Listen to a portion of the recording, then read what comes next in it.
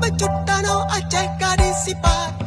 kadi mekat gede unang rolua bacut tano Aceh kadi sifat kadi mekat gede unang rolua bacut tano Aceh kadi sifat